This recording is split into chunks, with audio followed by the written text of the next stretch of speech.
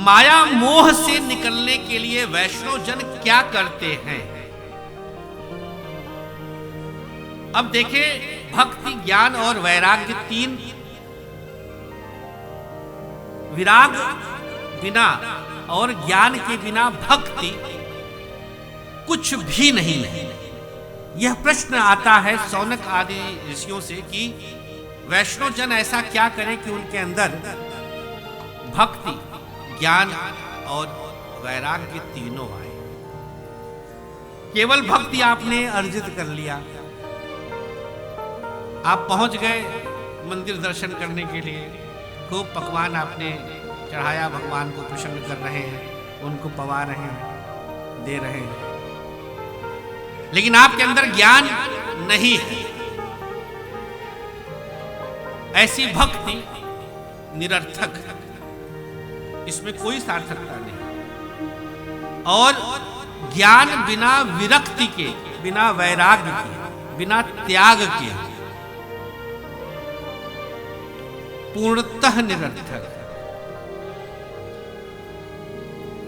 जुड़ा हुआ है भक्ति, ज्ञान और वैराग्य। शौनक आदि जी ऋषि प्रार्थना करते हैं कि वैष्णव जन में इसकी वृद्धि कैसे हो, इसके विषय में बताएं। माया मोह से हम बाहर कैसे निकलें, इसके विषय में बताएं।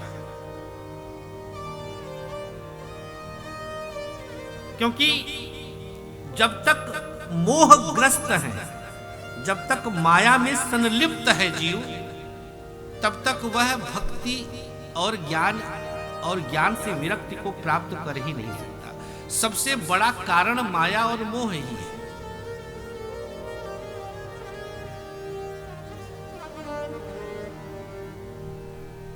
जीव असुरता को प्राप्त कर रहा है।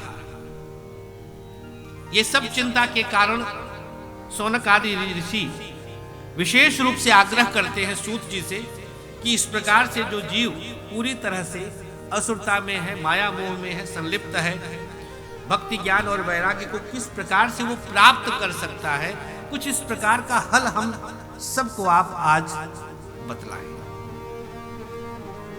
कृष्ण प्राप्ति करम सस्वत साधनम तद वद अधुना, ऐसा हमें आज बताएं।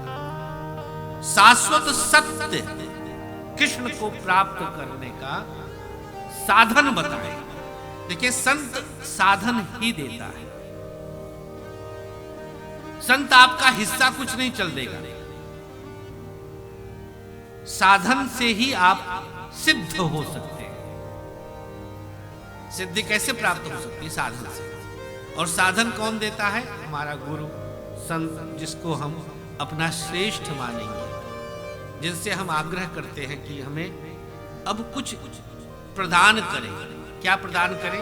हमारी भक्ति बढ़े, हमारा ज्ञान बढ़े, हमारे अंदर विरक्ति आए, हम पकड़ के ना बैठ जाए। दर्द कैसे होता है बताइए? हम पकड़ के बैठ जाते हैं। पकड़ के बैठ जाते हैं का व्यंजनात्मक भाव समझिएगा। दर्द को भी हम पकड़ के बैठ जाते हैं। तभी तो बच्चा एक बार फेल होता है तो आत्महत्या कर लेता है, क्योंकि वो दर्द को पकड़ के बैठ गया। हल्का सा नुकसान हो गया, जीवन समाप्त करो, सबसे आसान यही है, पकड़ के बैठ गए। माया जितना नश्वर है सब माया है। यही आरंभ है भागवत का। हमें यहीं से हटना है।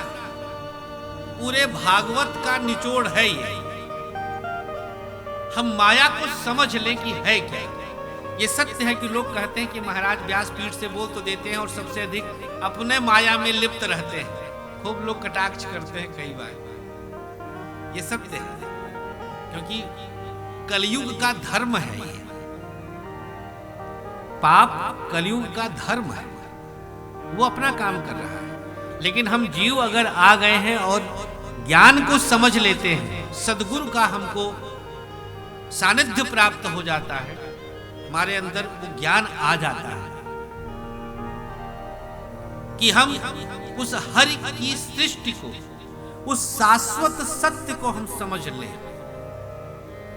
ये बिना गुरु की कृपा से नहीं होगा। यही तो सौनक जी कह रहे हैं कि आप करोड़ों अज्ञानताओं के तिमिर को आप नाश करने वाले कोटि सूर्य समप्रभ, आपके अंदर करोड़ों सूर्य की समान तेज है ज्ञान का। आप हमारी अज्ञानता को और हमारे साथ तमाम वैष्णव जन की अज्ञानता को दूर करें, जिससे हम परम शाश्वत कृष्ण को प्राप्त कर सकें।